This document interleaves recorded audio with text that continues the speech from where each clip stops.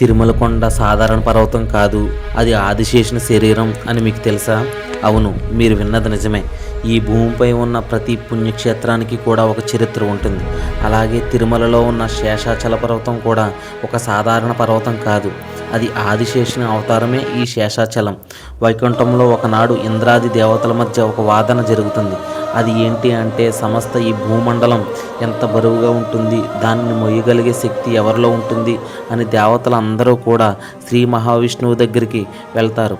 అప్పుడు ఆ శ్రీ మహావిష్ణువు తన ప్రియ సేవకుడు క్షీరసాగర సంద్రంలో పానుపోయినటువంటి ఆదిశేషుడిని పిలిచి, ఈ భూమాతను మొయ్యగలిగే బలవంతుడు నీవే కదా అని అంటాడు.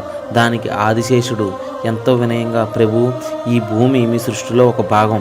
నిజానికి ఈ భూమి కంటే బరువైనది మరొకటి ఉంది, అదే మీ లీలలు అని అంటాడు.